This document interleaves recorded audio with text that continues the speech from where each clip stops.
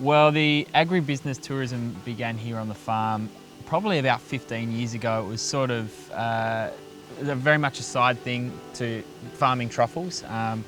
I guess with what we do, it's very different to normal agriculture. So there's a lot of hands-on work. We're using dogs to find the truffles. It's very interesting for people, and they sort of naturally came to us wanting to see what we do. So it sort of kicked off that way. So Tassie's a great place to grow truffles. Basically, the idea when my parents started doing it was that if you flip the world upside down, we're on a similar latitude to France. And the thought was at the time, similar latitude, similar climatic conditions. Didn't quite turn out that way, but we do have wonderful climate and incredible soil here to grow truffles with. Truffles are a really sensitive crop, and to grow them, all sorts of variables have to come together. So weather's one. Here in Tassie, we've got a beautiful climate. A hot summer and a cold winter is ideal. Tassie, we're a bit mild on both ends of the spectrum. So in terms of volume, we don't see huge volume like perhaps Western Australia does, that get really hot summers. But that said, they grow really slowly here and we have amazing quality. So you sort of have pros and cons there. Soil is really important. You need good drainage. Waterlogging in the soil basically kills them, so you won't get any fruit if that's the case. You need plenty of time. Obviously it takes 5 to 10 years for a tree to start producing. Also, keeping pests out is a big one.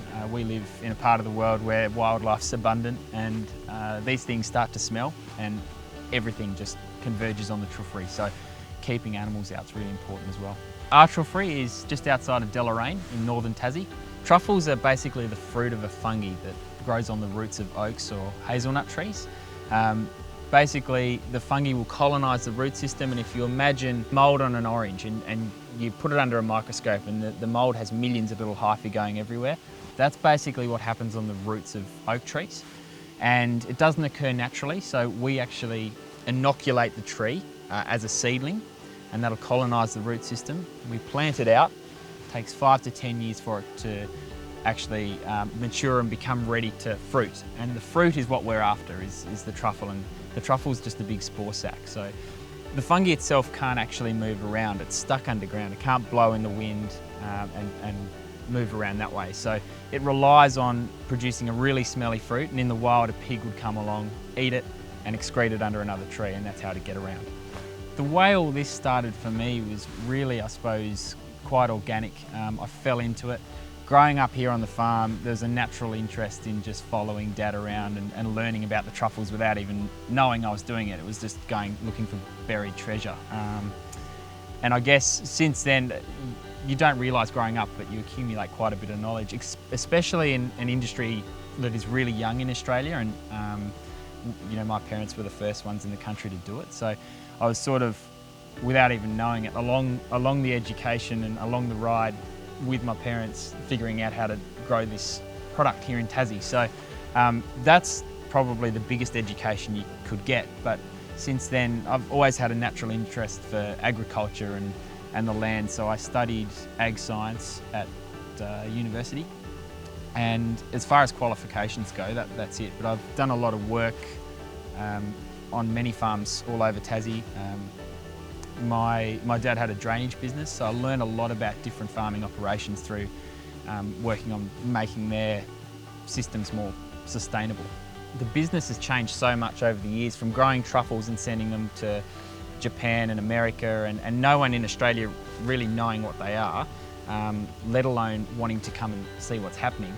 The food culture here's changed completely. So now all the truffles we produce are sold here in Australia and a lot in Tasmania, and people are coming from everywhere to actually eat this product that's world class. So that's really exciting, and further to that, people really want to see where their food's coming from and to be able to experience it on the farm. That's been amazing to watch over the last few years for us, and I guess that's led us to the tourism operation and planning for that.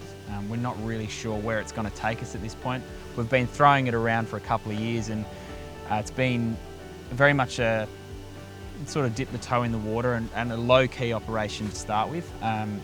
Just feeling out what people like and if they actually want to experience what we have here. And it's been really, really positive so far, and I suppose planning for the future, well, I see massive opportunities here on the farm. We don't really know yet what it's quite capable of and what it's going to need in terms of people to run the place. But I think everywhere in Tassie there's a huge expansion in this area, and skills in tourism and hospitality really, really important now. Agritourism in Tassie is going to be huge. It already is getting big, and training in that area would be so valuable.